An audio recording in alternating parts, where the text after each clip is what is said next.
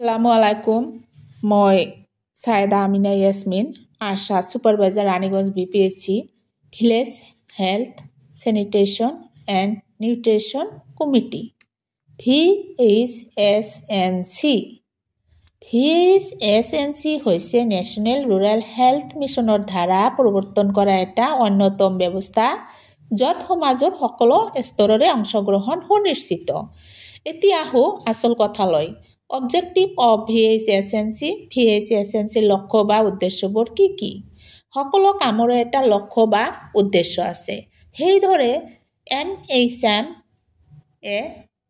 VHSNCবোৰৰ বহুত লক্ষ্য হাতত লৈ VHSNCবোৰ গঠন কৰিছে। Number 1, inform the community about the health programs and government initiatives।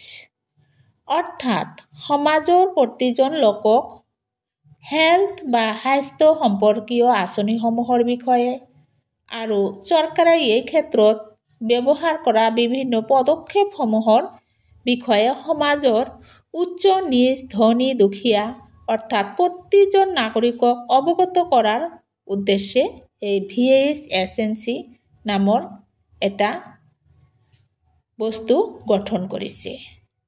Number 2, enable community to participate in the planning and implementation of the programs and take collective action for attainment of better health status in the village।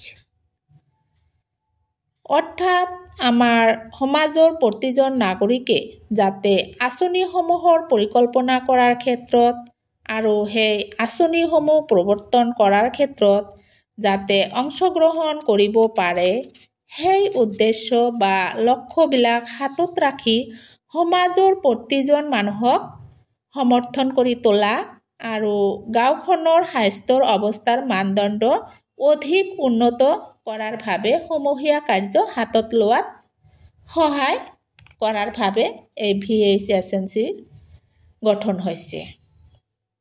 Number 3, take action on social determinants and all public services that directly or indirectly affect health and health outcomes। অৰ্থাৎ health বা স্বাস্থ্য আৰু স্বাস্থ্য সম্পৰ্কীয় বিষয়বোৰৰ ওপৰত পৰোক্ষ বা প্ৰত্যক্ষভাৱে প্ৰভাৱ পেলাব পৰা সামাজিক কাৰক আৰু ৰাজহুৱা সেৱাসমূহৰ ক্ষেত্ৰত বা বিষয়ে ব্যৱস্থা গ্ৰহণ কৰাও এটা উদ্দেশ্য। Number 4, facilitate the community to voice health needs, experiences and issues related to access of health services such that the institutions of local government and public health service providers can take note and undertake appropriate action। অৰ্থাৎ স্থানীয় চৰকাৰী স্বাস্থ্য অনুষ্ঠান তথা ৰাজহুৱা স্বাস্থ্য সেৱা প্ৰদানকাৰীসকলৰ সৈতে জড়িত বিষয়বোৰৰ ক্ষেত্ৰত তথা অভিজ্ঞতা আৰু স্বাস্থ্য সম্বন্ধীয় প্ৰয়োজনীয়তাবোৰৰ ক্ষেত্ৰত মাত মাতিবলৈ সমাজখনক ওতঃপ্ৰোতভাৱে সহায় আগবঢ়োৱা আৰু সমাজখনক উন্নতিৰ পথত আগুৱাই লৈ যোৱা VHSNCৰ এয়াও এক গুৰুত্বপূৰ্ণ লক্ষ্য।